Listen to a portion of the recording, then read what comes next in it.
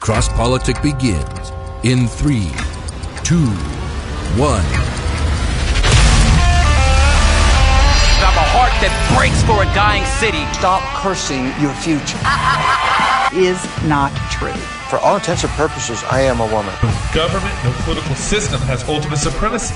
Jesus is King of Kings, and it's about time our nation returned in humble submission to his lordship. You are not protecting women. You are authorizing the destruction of 500,000 little women every year. I didn't start it. But, sir, with all due respect, that's the argument of a 5-year-old. I didn't start it. Right, when the Spirit comes upon people, they go to war. They go to battle, and the enemies of God are driven back, and they're slaughtered. You are listening to CrossPolitic with Gabe Resch, the Water Boy, Pastor Toby Sumter, and the Chocolate Knox. Hello, y'all. Thank you for joining CrossPolitic. Man, we got a great show ahead of you. This is All Access CrossPolitic with All Access Apologia. Yeah. Am I allowed to do that? Did I just take their branding? Yep. we share in Christianity. I plugged All Access. You did. That's what I did. It's apologiastudios.com. That's where you're going to get that. Where is it? Apologiastudios.com. I'm sorry, I just need one more time for me. Apologia Studios. Yeah, Gabe has one ear, so he needs to hear it a couple times. I'm definitely okay. Say it in an announcer's voice. Apologia Studios. So we got Jeff Durbin in the house. Yes. What's up, guys? And who are you guys? Pastor Luke. Pastor Luke. Me. And then Pastor Claudia. Yes, hello. Lottie Dottie, we like to Claudia. Lottie Dottie, we like to Claudia. Pastor Lottie, forgive us. Forgive him. That's now his official name. Lottie Dottie. Lottie Dottie. We like to Claudia. And we also have Vice President Mike Pence, when he was governor of Indiana, his we don't have him. No, we don't have him. Budget. That was a really awkward his director of budget. We don't have Mike Pence. You just got everyone is super excited, Gabe. And now they're going to stop. They're going to hit stop button. Director of budget, Brian Bailey. There it is, Brian Bailey. So let me just rephrase that. We have Brian Bailey on the show, okay? Oh man. He's a great guy. Yeah. Ladies and gentlemen, we have Mike Pence. Everybody's like, yeah! The budget director. His budget director. And then you just deflate the whole thing. His cab driver. Oh man! Thanks. Oh man! Oh, Gabriel. Let's just get to the news. That was good. Let's get to news because we want to get into it. I want to discuss some things for you guys. We got to confront these Apologia guys. Yes, we do. We'll get there. Oh, that's what brothers do. Okay. We got to confront you. I'm glad I brought my Bible. That's great. So I heard you ain't baptizing your babies. Hey, what's up, guys? We're baptizing babies. What are you guys doing in Moscow? You're moving up here? Yeah, I heard you were looking at a house. We brought our team. Yeah, nice. Darren Doan asked me last night to move all of Apologia Church up here. The 200 families up here. Hey man, he's got the property. And I discovered, I think this Gabe's strategy is to pluck one off at a time. He's pulling, he's a sheep stealer. Yeah, you got Josh here now. Now you got Austin coming now, and so my son. And who else? My son is working on coming here to NSA. Is that official? New St. Andrews College. I'm pretty sure he's there. Dude, that's awesome. awesome. Yeah. Hey, I'm so excited. Yeah, he's baptized. But it was already, interesting. though. It's interesting. He wouldn't let me drop him off today. He wouldn't let me drop him off. What? Because apparently my son was like, I want to do this not being Jeff Durbin's son. I want to just be Sage. Yeah. And I'm like, oh, it's only because Jeff Durbin that you're at NSA. hey, Jeff, you gotta look at him. You gotta look at him and say, you still got Durbin, boy. That's right. You still got Durbin on that name, homie. You can get him if, like, when you introduce him to people, you're like, and this is Jeff Durbin's son. He'll be like, oh, dang. He does that with everybody else. We have Mike Pence. I mean, budget director. His budget director. So this is Sage Durbin. He is actually Mike Pence. Right. The episode we did with Jeff. Oh man. So if no one knows, this is why you need to come to New St. Andrews College. All right, that's my plug. That was that's all my plug a commercial for New St. Andrews. I'll send him the invoice. NSA.edu. NSA, not gov. Not gov. No. Big diff. .edu. Yeah. Inside joke on that one. All right, let me get to some politics. Are we going to get there? I hope so. Nothing happened. We're going to get there. Nothing happened. No. So guys, a little Idaho politics here first before we get into some other stuff. First off, guess who endorsed Raul Labrador for governor? Governor. Yes. Brian Little. No. Brad Little. So Ted Cruz endorsed Raul Labrador for governor in Idaho. Now tell me who. Now guess who endorsed Tommy Alquist? Think.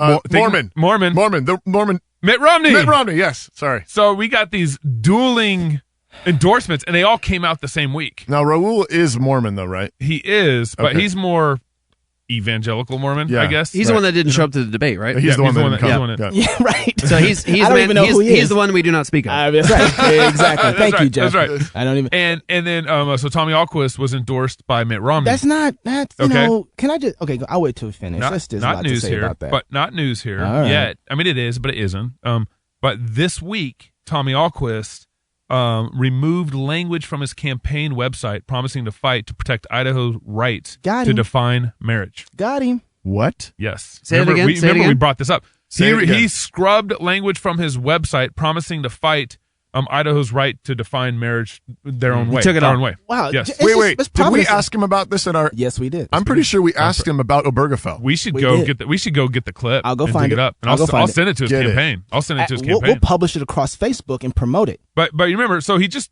scrubbed it. Yeah. So I don't know much. What does that mean? Public. What does that mean? Right, maybe? Tommy, if you're out there listening to sorry. But Tommy, come on the show. We'd like to talk to you about this. But remember, he was the only gubernatorial site that included a resolution to protect the sanctity of marriage. So Raul didn't have that. Didn't have it on his site. So he's trying to become governor of Idaho. Yeah. Right. That's what's Come going on, Tommy. I'm confused. Isn't Idaho a Republican state? Yep. That's the problem. What in the world? People are cowards. Yeah. What'd you say, Jeff? People are cowards. Oh yeah, I know. Well, that's what he says. So kind of the statement from kind of his campaign is he still believes in marriage between man and a woman, but no longer promises to fight to uphold that definition. He doesn't have that statement's on his website? No, it's not on his website. That's kind of a statement from his campaign. Kind of it says he no longer promises to fight this? So this is the newspaper edit of that statement. Oh, okay. So they might be hyperbolizing a little bit to make it sound. But that's what it looks like. That's what it sounds in essence without hearing it from Tommy's mouth. This is what the newspaper is reporting on. Do you guys think that conservatives actually outnumber the liberals in this? If you took everyone in this whole country, absolutely. In Idaho. And so, yeah. Isn't it amazing? I believe that too. So, isn't it amazing how the conservatives, I think, do outnumber the liberals by a landslide? Yep. I think in many instances, and yet it's the liberal media that ends up dominating because men like this and others Tommy Ahlquist aren't willing to actually stand up and just say it's going to be this way, and you guys can eat it. Yeah, and actually, go ahead.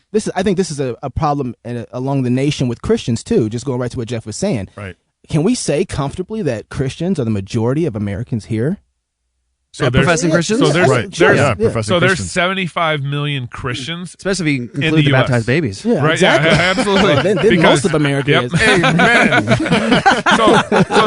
so there's 75 million Christians in the U.S. And how many votes did it take to get Obama in office? It took about 60 million. Look at Obergefell. It took 60 million look votes. At that. So all we have to do is Christians be on the same page and vote, and we could actually take over our country as and politically. Over 30 states had passed laws defining marriage as between one man and one woman. Right. Yep. And Obergefell overturned all of those. But that just tells you all right there. And those laws were passed because almost each of those states, actually, the people voted on it. There's a couple states where they didn't vote on it, and it was just a state decision. Right. But most of those went before the people to vote on. Like California.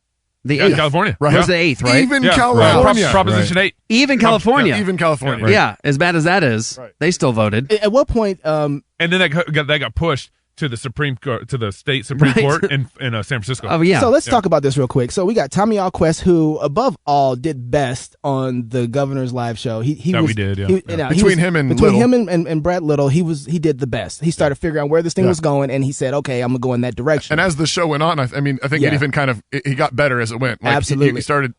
I mean, he was the one that actually said, I think it was Marcus, who actually asked the question: Is it murder? Is it murder? And he said yes. Yeah. But if he's doing that, if he's willing to capitulate in this, I know. How much more is he willing to capitulate on the issue of life? That was the thing I was worried about, was that he was warming up to us. Yes. And he was sort of he was warming up his politician muscles. So if you guys like, Tommy Ahlquist, he's saying what he wants. He thinks the audience wants him to say. Right. Yeah, he seems to be a good politician. Right. What we need is a good man. But he's saying he's the non-politician guy, and that's what he's running on. Yeah. But I think he's warming up for it. So what do we do? Because right now this is a problem. Because he's looking like he could win. Right? I mean, he's getting the right endorsements. A lot of people liked him. Raul Labrador has some weight, but Tommy is like fresh meat, and he's looking good. He's looking good right now. Do we know anything? Are there any like early polls or anything? Well, everyone thinks Raul's the front runner. Yeah. That's the general consensus. Yeah. But it's also interesting. I believe Mitt Romney won the state of Idaho when he was going against John McCain. So we're a conservative state, but we're heavily Mormon. Right. I mean, it's massively Mormon. Southern Idaho's just dominated. BYU is the largest college here in Idaho, and they got about 40,000. BYU Idaho 40,000. BYU Idaho 40,000 students. Yeah. Wow. So what do we do? Is there a way to start heading this off and saying, Tommy, what are you doing? Yeah. I mean, I need to find those comments. If he's a politician, though, that means he only speaks politician. Right. And so I think you have to scare him. I think that's what you have to do. I think you have to scare these. A lot of times you have to scare these men to turn right or turn left. Yeah, because that's how they function. They're afraid, and so they're cowards, and so they start scrubbing this stuff because they think they're gonna. But I think you have to scare them the other way. It really makes he who should not be named more attractive. Yes, it really does. Well, I don't feel like fighting Tommy right now. Yeah. I don't want to deal with that. If Raul would come out and suddenly put a statement like that on his page, right. I think that'd change. That would Yeah, we'll sign up. I'll sign up and I'll vote for you. Yeah. Yeah. Like we can get behind you. Yeah. Can we get he who should not be named on the show? So I'm working on getting Raul to come on the show. Hopefully he who should in not be named. January. Well, that's why Trump got elected, though, because he actually gambled. He made a bet on there's this whole segment of the United States that doesn't like any of this stuff and wants to go this direction. So he said, abortion. He said, I'm going to criminalize it, and women will be punished. Right. He did. And I'll put people in Supreme Court. They're going to strike it down. Right. Roe v. Wade. And now here we are now, almost moving on into a year into his term. And what's he done to make good on that promise? Not a thing. Ultimately, he gave us maybe one good Supreme Court. Right. He hasn't been tested, but in terms of actually making this like part of his. In my campaign, I said I'm going to criminalize abortion. Right. And now here's what I'm doing to do that. He's not moving that direction. Right. But it's what my point is that Trump demonstrated that if you speak to this segment of America, they'll vote for you and you'll win. Right. And then what's compelling to me is how these men will scrub their websites and they'll go the other direction because they're afraid of the other side. It's like that's the minority. In Idaho. Idaho. Or is it though? Yeah. Well, I think don't you think in Idaho if somebody stood up and said, I'm going to protect marriage, I'm going to protect children, I'm going to, all these Christian values, and upheld them. That's what I'm going to do. Don't you think they'd win? You would think. I would like to think so. I'd like to think so. Yeah. But you got people scrubbing their pages now, removing that kind of language from their page, and it's hard enough to find a pro-life statement on these guys' page. So maybe we're not conservative like we think we are. The more I've talked to these politicians, the interviews that we've been doing with Jeff Sidaway and these other guys, the more it's occurred to me that I think that courage begets courage and cowardice begets cowardice. Absolutely. And so I think when you have leaders that speak this way and start backing away, the people really do follow. This is why shepherds are so important for sheep. When the shepherd is afraid, the sheep get afraid. Right. And when the shepherd is courageous, the sheep get courageous. This is why I think here's a little preview for our Brian Bailey interview, but I thought his last charge, the last thing of his interview, he said, get in a church, get a pastor who will hold you accountable. Right? Yeah. Right. Yeah. And I think that's spot on. Right. Yeah. Right. And you get backed up if you do something risky in the public sphere. Right. He'll back you up. You have a pastor who backs you up. Well, don't you think there's also a problem too? And this is we had some time with Darren last night, and he was bringing up how he was part of a 5,000 member church in California, but no one is ever afraid of that church. Right. No one's scared of that church. But in Moscow, you guys take some heat sometimes because people are afraid. You're a smaller church. You're not one of the larger churches. But people, he said, the community generally, liberals and everything else in the community are afraid. Absolutely. They try to get NSA shut down, all the things that they do. Right. And like, us, we're in Phoenix, the liberals, Antifa, all those guys. Kauai church plan is starting to get terrified. some heat. You guys haven't even planted I was just going to bring that. We haven't even gone to Kauai yet, right. And the liberals and the SJWs there are posting on Craigslist. Way to go. Dangerous cult coming to Kauai. Like, be warned. Hey, congratulations. Yeah. Congratulations, Claudie. Lottie Dottie, we like to Claudie. Amen. Yeah. And what's interesting about that too is that in the mic. In the short amount of time that we spent on the island, this is the result of it. We haven't even planted yet. Yeah. Wow. So I just made it onto Craigslist about 2 months ago. Hey, did you? My family was really excited to hear about that. Craigslist? Were you for sale? No, I'm Your on family put you up for sale on Craigslist? Yeah. Can you help me, guys? No. There's a bulletin board and notices, and there's a notice. At least it was there a couple months ago that said, "Beware of Pastor Toby Sumter of Trinity Reformed Church. Particularly protect your children and keep them away from him." Wow. Was it a Baptist worried about you baptizing him? Yeah. No, that's my post. Every time he comes off with a water bottle. Did you do that, Jeff? It was after I was here. I was like, I'm going to warn some people. Yeah, totally dangerous. That's great. Hey, so I got a little video clip here. I have to talk about Texas every episode, but this is important. You mean where you remember the shoot up that happened at a local church a couple weeks ago down near San Antonio. Outside of San Antonio. Over half the congregation either got shot or killed. Yeah. And it's a church of probably 80 people, so pretty significant. Well, this just really touched me. This is the pastor being interviewed, him and his wife. The pastor was out of town, was supposed to be there. His wife was out of town too. His wife was out of town. And so this is them being interviewed, talking about it. And there's about a 4-minute interview, but this is his last 30 seconds, just kind of charging the media. Christ is the one who's going to be lifted up. And that's what I'm telling everybody. You lean into what you don't understand. You lean into the Lord. And I would submit this to everyone. My family's here, and you guys there. Whatever life brings to you, lean on the Lord rather than your own understanding. I don't understand, but I know my God does. And that's where I'll leave that. Man, that's touching. Half his sheep got shot up, and he's saying, "Lean into the Lord." Yeah. And amen. That's the answer. Right. Yep. Right. Lean into the Lord.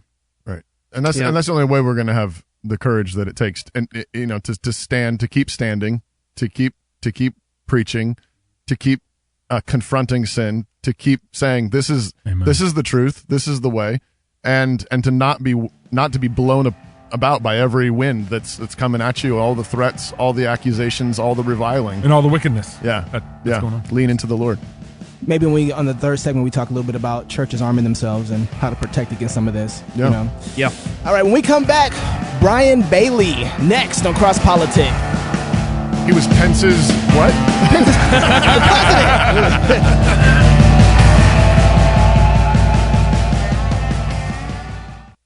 Canon Press is a publishing house located in Moscow, Idaho. At Canon Press, we create and provide products that sketch a vision of the whole life, a whole culture, a life full of beauty, tradition, education, community, laughter, and celebration, unashamed of Christ, and sharply at odds with the values of modernity. A mature culture with the church at the center, living out the good life, one family at a time. We believe our book, audio, and visual selections reflect this exciting life that God has given us under the sun. As the wisest man said, go eat your bread with joy and drink your wine with a merry heart, for God has already accepted your works. CanonPress.com. For 21 years and counting, New St. Andrews College has sought to obey Christ's Great Commission to disciple nations and build him a house, not just in Jerusalem, but throughout the world. Not with stones and mortar, but with living stones. We build and fight. This is the task of a Christian liberal arts college, to equip students with the tools to build and fight. And this is our joyful task as we seek to graduate leaders who shape culture through wise and victorious living. To learn more, check us out online at nsa.edu/explore.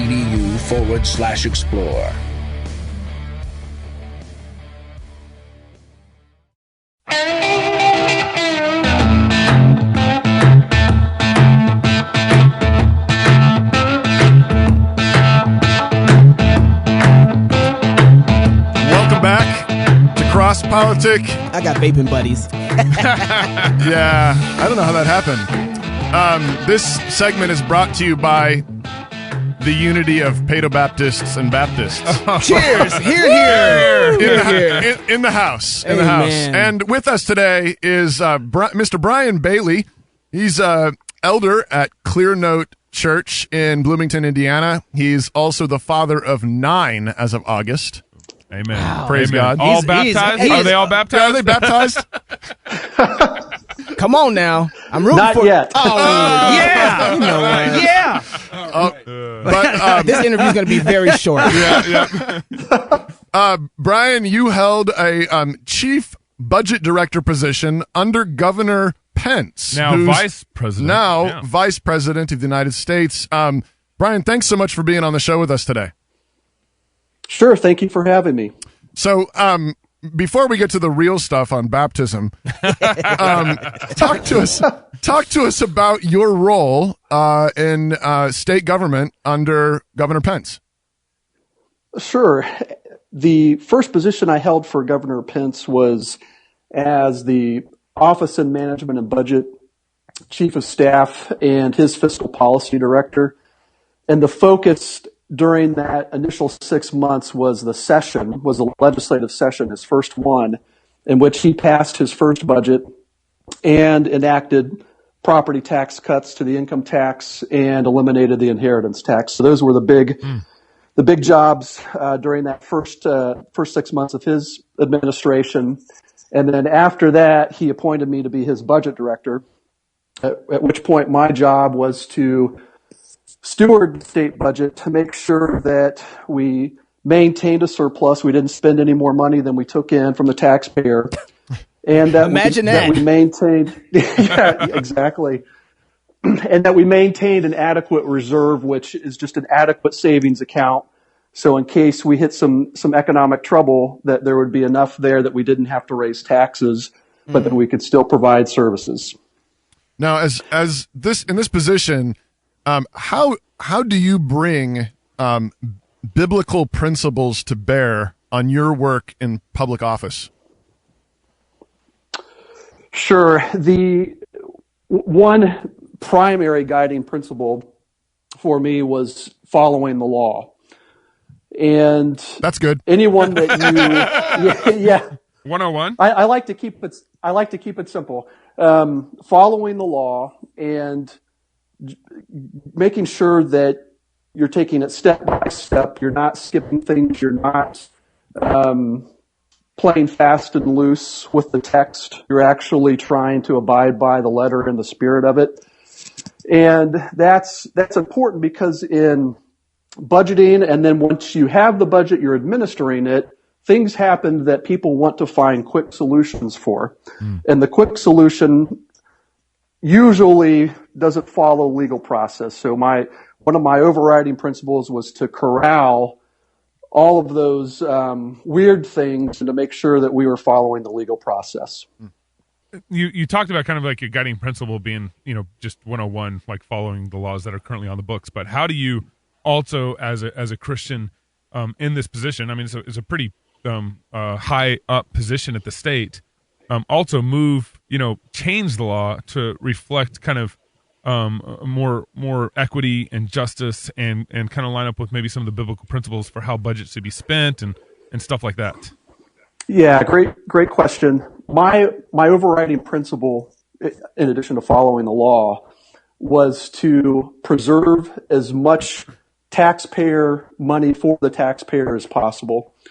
We didn't want to raise taxes. We wanted to spend the money according to the budget and not borrow. There's actually a budget that we drafted in his second budget session where one of our objectives was not to borrow anything and just to pay down debt. And I think those are sound economic principles. I think they're sound biblical principles, and we tried to, as much as we could, abide by those. Were there any places while you were serving where your Christian principles came up to the sort of into conflict with what either you were being asked to do or what you were being expected to do? Well, there was an issue of taking money that was appropriated for one purpose in the budget and trying to shuffle it and spend it on another purpose. And these kinds of requests come up. They can come up from others within the administration. They can come up with from legislators that want to make a change to the budget that was passed by their colleagues. And I wouldn't do it unless there was authority that was very specific for how you handled money and you transferred it from fund to fund. Yeah. What about specifically? How did you handle things like state funds going to Planned Parenthood? Specific. Well, one of the conditions for me taking the job was that I would not find anything that would require money to go from the state to Planned Parenthood. I just wasn't going to be a part of that. If that was so, that's where you started. When Mike Pence came to you, that's where you started and said, "Hey, here's my principles coming into this where I'm going to be." Yes, that was a condition, and it was something I couldn't abide by. If I were to get that office, it wouldn't have been worth it if I had to violate that principle. So does Indiana actually not? I mean, do they do any funding of Planned Parenthood? Was that an issue, or did somebody else do it for you? Or there was in the prior administration, there was a movement away from any sort of funding to Planned Parenthood, and that was a principle that we were able to maintain. Nice. The policy we were able to maintain in the Pence administration. Brian, I had a list of questions for you, and then your opening comments, they kind of jarred me a little bit and made me have to kind of redirect and say, I want to talk about this a little bit. So I just want you to know we're friendlies, and I'm a friend, but this is a set of gotcha questions. Now, because I like you, I'm giving you the heads up right now. Okay, so, but when you opened up and you was telling what you did, you said you saved money aside so that you wouldn't have to raise taxes. Now, I kind of like those people who say taxation is theft. And I fit into some of that category. So when you say you're saving money, aren't you saving money that was basically overtaxed from the citizen? How is that working? How are you able to save money? Sure. Yeah, great question. So when we put together the budget, we have a revenue forecast. And so the revenue forecast will say income tax, sales tax, corporate income tax, other taxes. I'm just going to be general here. You're going to receive $15 billion from those taxes. And we don't know whether that's actually going to come in over a year or over the second year. And so we imposed what was called a reversion. We told the agencies, you have to hold back 2 or 3% of your budget and return it to the general fund at the end of the year.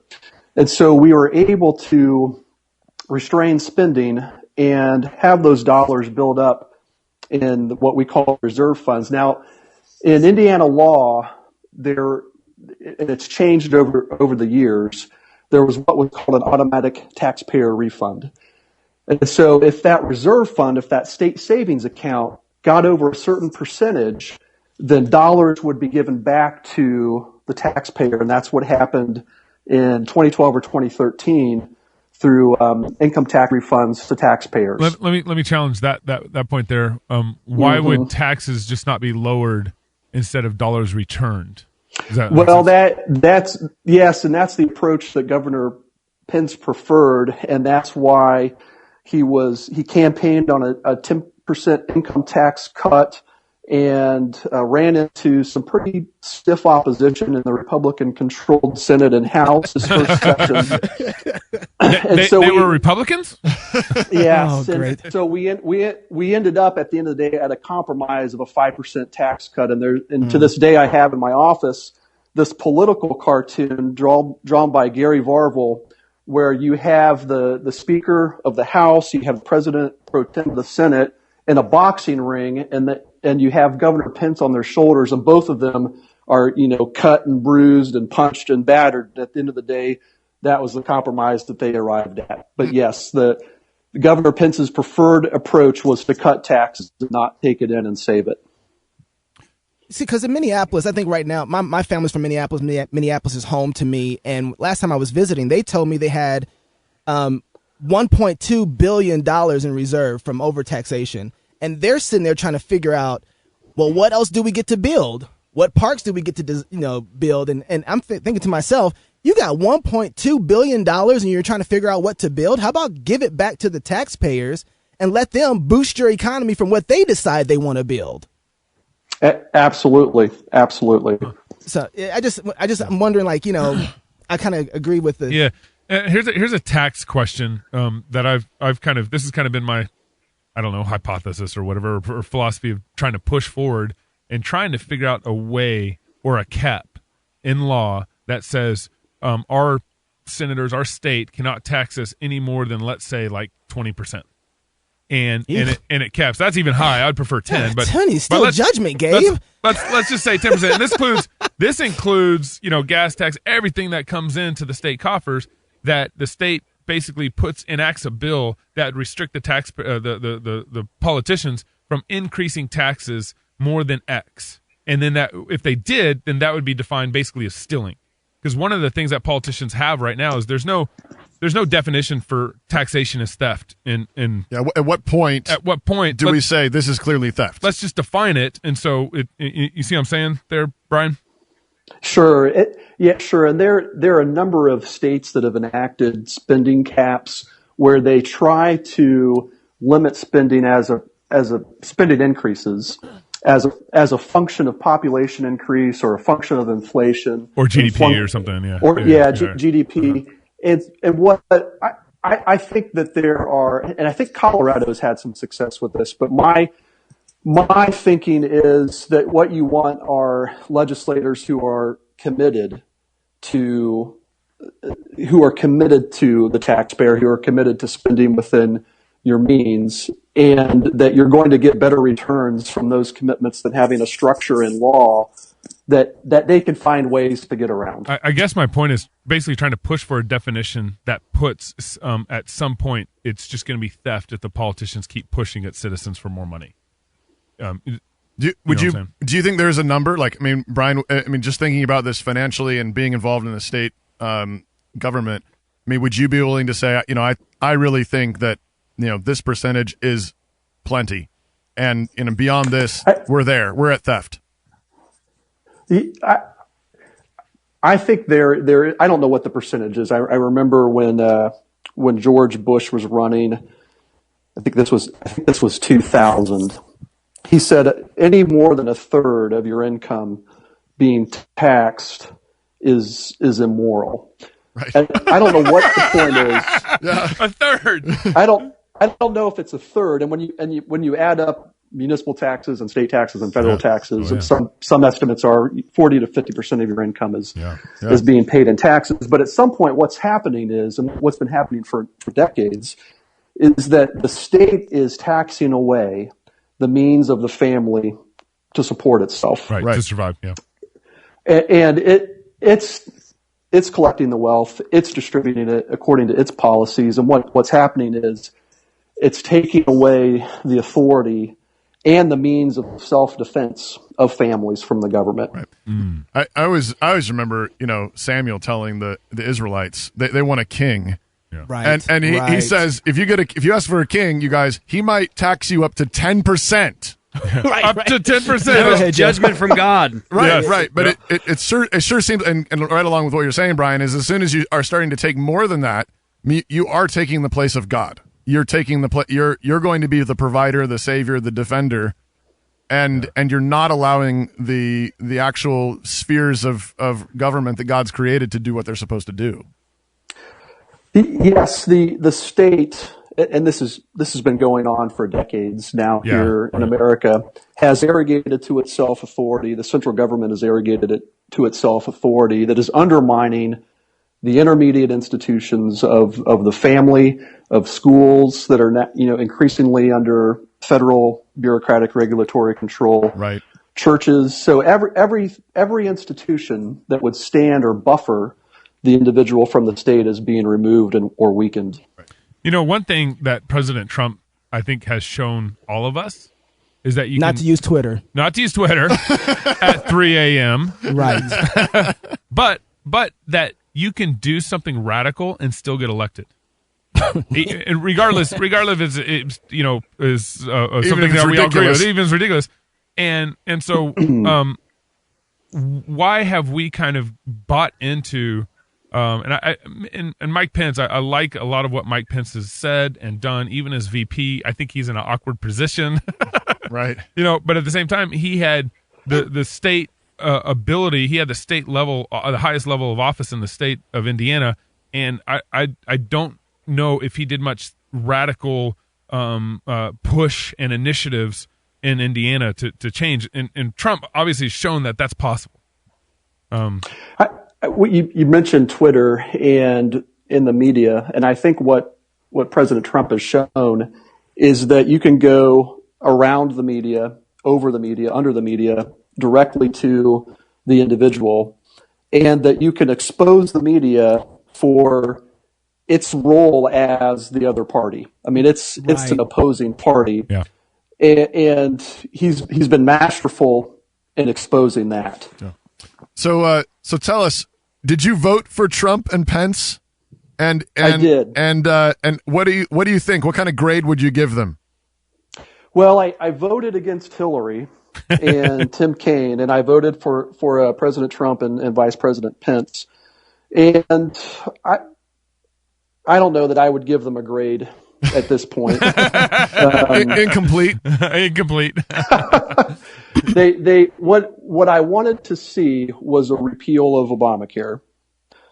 And that's something that the Republican Party had run on for a number of cycles and hasn't produced. Basically 6 years. And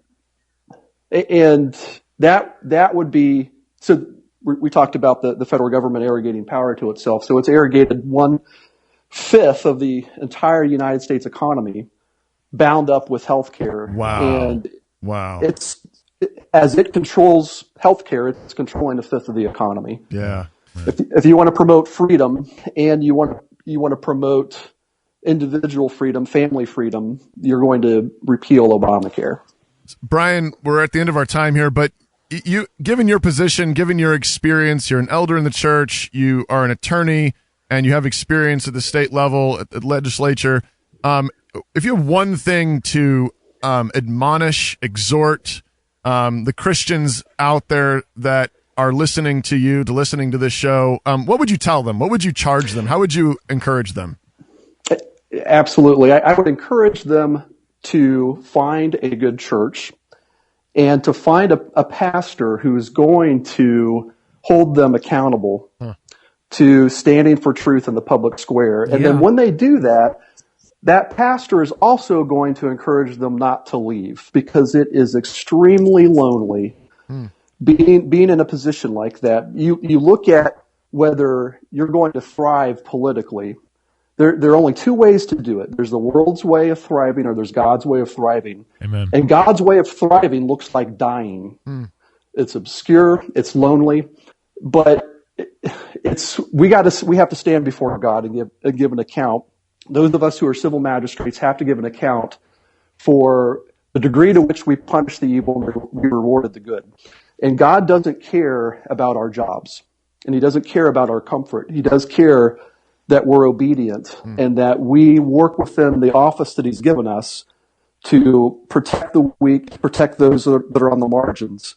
And that's what I would say to encourage the fellow civil magistrates out there. Brian, that's really good. I really appreciate your time. Thanks for being with us on CrossPolitic today. And God bless you and your work. Thanks, Brian. Thank you, brothers. Thanks for having me.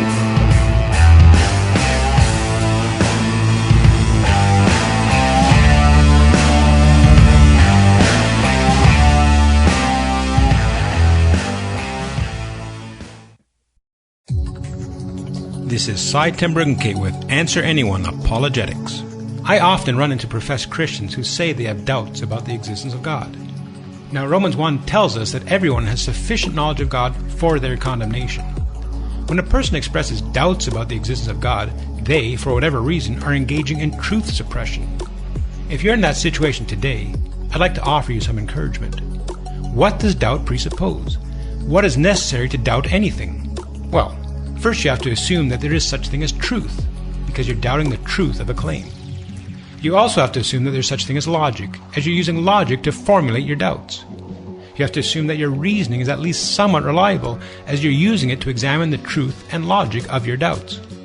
You also have to assume uniformity in nature, that the present is like the past, or you would have zero basis for assuming anything that you believed yesterday applies today.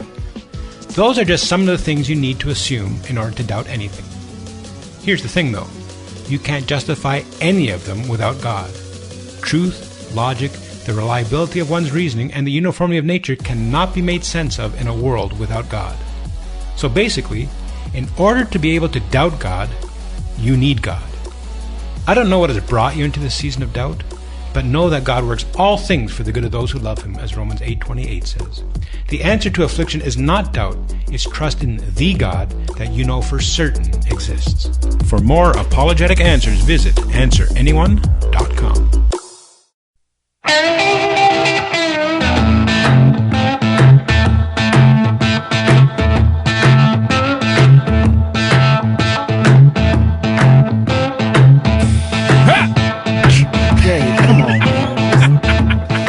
Welcome back to CrossPolitic, y'all.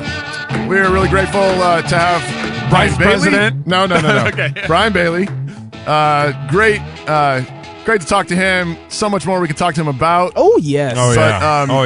Yeah, get involved where you are, and most importantly, get involved in a good church with a pastor with a backbone, and who will stand with you, and then get involved in your community. Stand for Jesus. With us today, you already know, we've got half of Apologia Church with us. I don't know. A bunch of them in the house, and especially we've got Claudia, Pastor Claudia. You're going to Hawaii really shortly. Yes, December 11th. And what are you doing? We're planning a church. Okay, and you're on Craigslist already. Yes. Well, I'm not on Craigslist. Jeff is. Jeff is. Yes. A dangerous cult. Jim Jones, David Koresh, yes, and Jeff Durbin. Yes, and that's okay.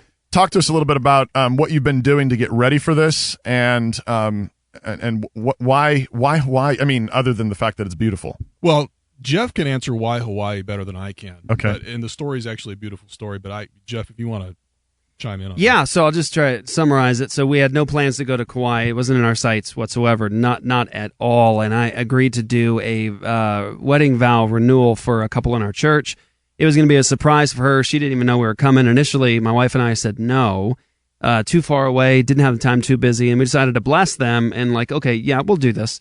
So we went out to Kauai, and from the moment we got there, while we were waiting for the couple to arrive and surprise her, we started driving around, and we were like, there's cults everywhere, Mormonism, Jehovah's Witnesses, Iglesia Ni Cristo. There was, where's the Christian church? Where are the Reformed churches? So now we're looking around, where's the Reformed church? And there's one Reformed church, has maybe 10 families, been there for a couple years, and so next thing you know, people start coming up to us, just random people all over the island, Christians that are just dumping just information. They're like, oh, there's no solid teaching on here. People are starving. Wow. People use the word desert, and there's no outreach being done. I'm not soliciting any information. They're just coming up to me randomly and just dumping this stuff. And so, so I'll skip over a ton of amazing, just miraculous things God did, but it ended up a week later after getting home, Luke and I were back on the island. I put something before the Lord. I said, Lord, if you want us to go back, if you're in this and you want something to happen here, then drop the money on us and send us back immediately. And it was less than 24 hours later, I got a phone call from somebody that said, hey, the Lord led me to give you $10,000. Thank you, Jesus. So I called Luke and I said, hey, man, pack your bags. We're going to Kauai. I'm gonna show you. I didn't even know he had asked for anything. Yeah. He just calls me. He's like, we're going to Kauai. I was like, what? Yeah. So sometimes my wife prays for things too, and she doesn't tell me about it beforehand. And she says, I prayed about this. You got to tell me. I'm like, you got to tell me. Maybe include me. So we brought out Pastor Luke and let him see the situation. It's a 70,000 permanent residents, essentially. Cults everywhere, New Age everywhere. One Reformed church, which is now gone. Oh, wow. It's now actually not even there. And huge opportunity, closely connected community. Once a Christian kingdom, Hawaii was once won by the gospel. Yeah. All the way up to their constitution. 20 years of evangelism from the Puritans, and in their constitution it said no law of the Hawaiian kingdom will be at variance with the laws of Jehovah God. 20 years of missionary work. Wow. Jesus is King of Kings, Lord of Lords. And the United States government ended up destroying all of that. And so, after about 2.5 years or so, I guess maybe 3 years of going back with missionary teams, God has made it more and more clear to us. So we're at the point now where not going is disobedience. And so we're going. We've have families that are perfect for this. They've been raised up for it and just perfectly fit for it. So they're December 11th is the leave date, and January 21st is the official goal date for the worship service. Do you guys have a website up for the Kauai church? Yes. Yet? Okay. Yes. What is it? It's apologiakauai.com. Okay. Awesome. Okay. So people can find it, spread, get on, spread contact. the word. Yeah. Spread the word. Let's be praying for you guys. Yes. We need prayer support, financial support. Absolutely. Every bit of all of that. Wow. Yeah, and if any of our listeners are in Kauai, which Yeah. I don't know. I know we got some Hawaii listeners, but I don't know if they're quiet. And the neat thing is that we're uniquely fit for this. One of the things that was just, I think, powerful about it all is we didn't know going into it. No plans for this. We had no plans, nothing. And next thing you know, we discover this island is overrun with occults. That's an area of our focus. Yeah. Right. And it's overrun with addiction. Yeah. Which is how our church began. Wow. And it's also the area that Claudia and his wife are heavily involved in already. So homeless population, addiction to drugs and alcohol, and the cults, and those are our areas. And then there's also the aspect that we're also big believers in the law of God at Apologia Church. We think it has abiding relevance today. It was our forebears with like theology that did what they did to the Hawaiian kingdom. All of that was taken away, but God connected us very closely to the sovereignty movement in Hawaii. We ran into and ended up being welcomed into the community of the Hawaiian sovereignty movement with the nobles and everything else. And what is that? What is the Hawaii sovereignty movement? I'll let you describe. Well, the Hawaiian sovereignty movement, if you go back and you look at United States history, you see where the Hawaiian kingdom was basically stolen by the United States. So what the sovereignty movement wants to do is they want to go back to that original constitution prior to the annexation of Hawaii. Christian constitution. Christian constitution. It's more Christian than ours. In the United States is. Oh, absolutely. It's Jesus is Lord. It's like covenanter. Very much. Name Christ as the governor of this republic. Wow. Right. So, and when I say we literally ran into these guys, we literally ran. You guys were on the beach at the time when it happened, right? Yeah. If I remember this narrative a little bit, just to introduce this, you guys were on the beach. You start talking to one guy. Hold on one second. If you guys are interested in this, let me go get another guy. And he calls him on the phone. They called the noble. They called the noble of the Hawaiian kingdom. That's amazing. And next thing you know, at first they were threatening to us. Yes, that's right. We're because they're natives and we're haoles. Visitor. It's a derogatory term in Hawaii. You're haoles. Okay. It means no breath, and it had to do with when Captain Cook came to Hawaii. They would breathe and take each other's breath as a sign of like affection and welcoming. Captain Cook refused to do that. So they called the people no breath. So haoles are visitors. They're not welcome. Wow. They're problems. And so when they saw us on their beach, we were told, do not go to Salt Pond Beach. That's the natives. They're not going to welcome you. Don't do it. There's Christian churches that have been on an island for 20, 30, 40 years and haven't been able to crack that community. Wow. We were in 10 minutes, and they were feeding us from the same community cup, they welcomed us. Yeah, but in the way it all came about, and Marcus was there. Yeah. And so, Marcus, the first thing he does, he jumps out, let's get a camera, let's start filming. So it was a really interesting situation because in separate instances, Jeff gets confronted by a guy on the beach. What are you doing here? What are you doing?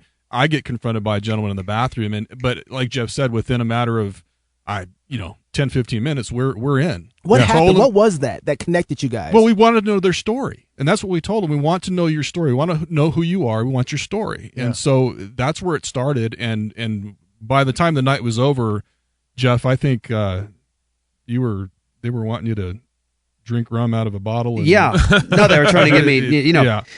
Yeah, so like we told them, we said, we want to hear your story. And what we meant by that, and I explained it because the guy wasn't buying it. He was like, what story? And I said, your story, the true story, this true story of your people. Like, the islands were taken from you, and we want to tell that story. And he was like, the real thing? The real story? I was like, yeah. And then he like embraced me and like was, wow. And I love you. Yeah. But what's interesting is that we're talking to these people who are they're the centerpieces of this whole movement to regain their sovereignty. And they want to go back to this original constitution of the Hawaiian kingdom, which is Christian.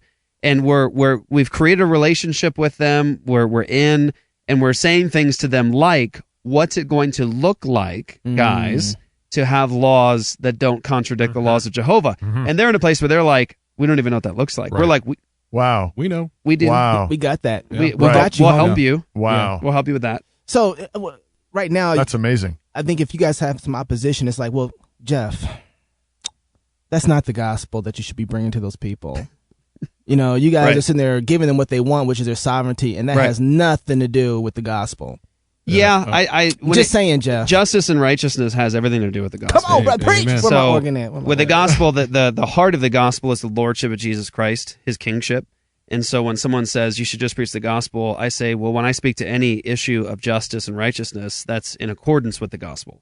Because Christ is king. He has something to say. So if it has to do with his authority, it has to do with the gospel. Right. And so when we speak to that, of course, we're there to call them to repentance and faith.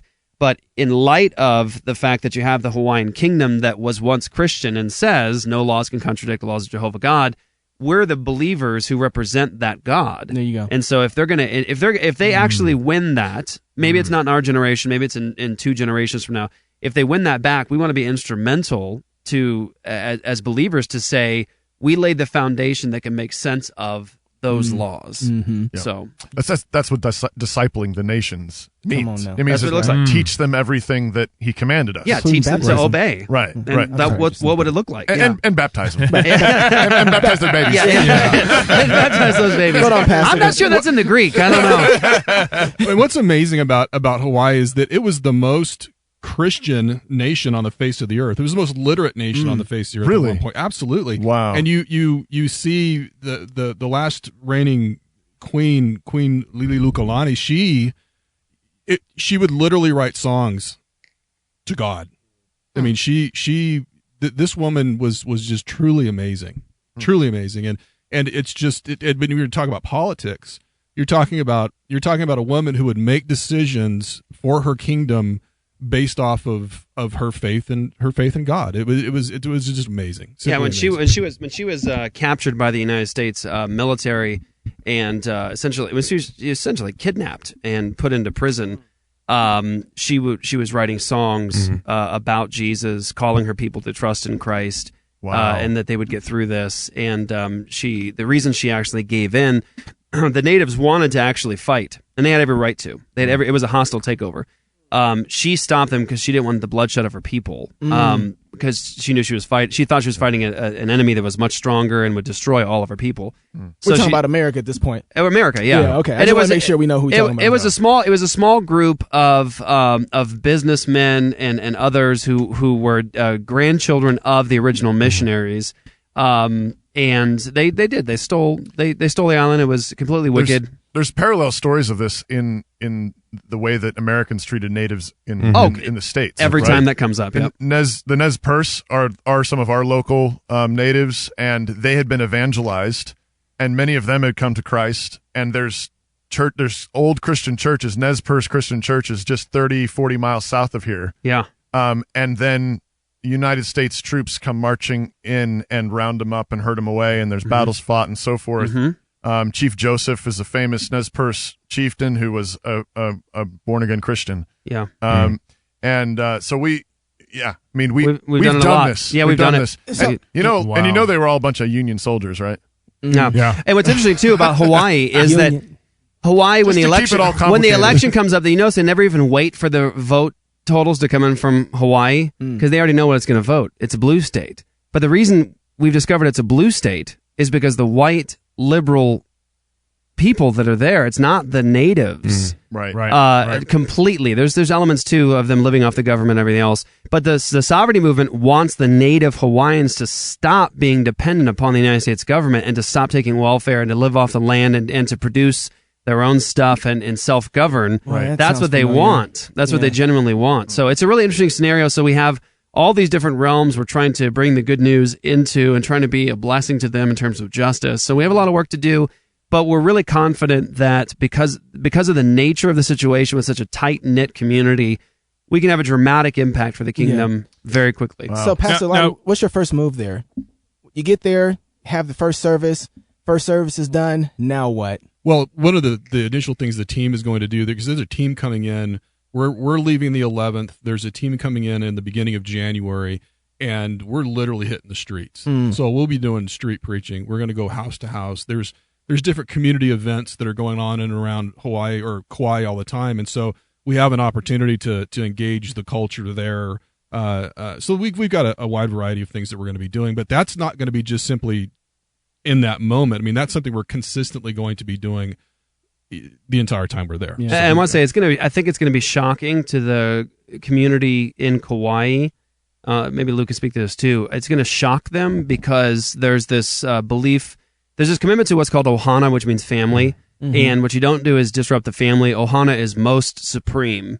And what you don't do is betray Ohana, contradict Ohana. You don't do that. So there isn't a lot of outreach and evangelism happening in Kauai. And we think our own conviction on that is that it's because people don't want to cause any disruptions or conflict because they don't want to disrupt Ohana.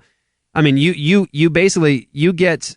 If you get ostracized in Kauai, the island spits you out because you can't be there unless you're America. Yeah. So what's interesting is that going there to do evangelism face to face with people, to talk to them, to create relationships, or even contradict Mormonism in the Watchtower. That's going to create trouble, godly, righteous controversy. Amen. Yep. That needs to happen. But there's a good chance we're prepared for this. There's a good chance we'll get there, try to be faithful, and then we'll have to bring them home. Even being those cults are not about what the native Hawaiian group, the family is about. How do they survive there? The cults? Because they're not pushing to go back to the Constitution, the original Constitution. So how do they survive there? Well, so Hawaii, I think Mormonism thrives in Hawaii because of Ohana, because they're so committed to family. And Mormonism is all about genealogy and ancestry, and so they're like, oh, we got that. We have that story for you. Right. And so that's why I think it thrives there. But you also have in Mormonism this like family, a similar kind of parallel family thing, right? And, and I don't know, you know it better than I do, but that's, but Jesus is going to call them to faithfulness in a way that's going to require some of them to leave family behind. Right? Yes. I mean, that's the hard part of evangelism in Kauai. Unless you love me more than your mother, your father, your brother, your sister, your children, you're not worthy to be my disciple. Yeah. At the same time, of course, as we see in the New Testament, that can also serve to call families to Christ. I mean, if one of them comes to the Lord, go back home and bring your family with you. That's right. And bring them to Christ as well. Right. That's our hope. I mean, that's essentially why it took 16 years to make Hawaii a Christian kingdom, right? Because the king and the queens and the nobles all come to Christ, and then it's just top down. Everybody. 16 years, right? That was it. That's 16 years. That's called thinking covenantally, right? I mean, that's you got to baptize babies if you want that right. me and my household. Yeah, it's powerful. Like there's these really big moments for us as a church when we got there and started growing and learning and establishing roots and getting to know people. We learned things on our way. Like we learned about the Christian history of Hawaii about a year or so after we're already involved. Wow. And we're doing this. So what's powerful is like they're so committed to community and family. Like when they get together as families to eat, which is big in their culture, on the beach or at home, when they visit one another, Christianity is so deeply embedded into their culture that it's part of Hawaiian culture. Everybody knows it. Everybody does it. At a meal, every meal, they get together, and before they eat, they do the doxology in Hawaiian. So, no joke. Y'all want to hear it? I don't mean this is... Y'all want to hear it? Yes, we do. I don't mean this... Esther. Who can sing it? I don't mean it's a side part, and we'll wait to get the microphone over there. No, but this is like a cultural thing. It's not like some people do this. It is embedded in Hawaiian culture. Let's hear it. Even if you're an atheist, you're singing Praise Father, Son, you and still Holy Ghost. sing the doxology. Yeah, so here's Esther. She's also going. She's Christian's wife. She'll sing the doxology. Ho'onani I kamakua mau Ke kime kauhane no Ke akua mau ho'omai ka ipu Ko ke ya au ko ke la au I think that's how we got to end this. Amen. Amen. Wow. I love how amen is the same in every language. Yes. Yes. Amen. So they do this That's awesome. Thank you. Every meal. If you're an atheist, you sing praise. You're singing to the praise triune God. to the triune God. Wow. And like I said, I'm not kidding when I say it's not a small segment. It is everybody knows a doxology. This is what they do. Way to go, guys. Yeah. Praying for you. Anyway, so what's the website again? ApologiaKauai.com. ApologiaKauai.com. What's the website again? Apologia Kauai. APOLGIAKAUAI.com. I think about that one. I just look at my shit. Oh man! Hey, thank you guys for being in the studio with us. This is glad to have you here and praying for you. Go ahead, Pastor. Awesome. Yeah. Until next week, love God with all your heart, soul, mind, and strength. Love your neighbor as yourself. Go fight, laugh, and feast. This is CrossPolitic.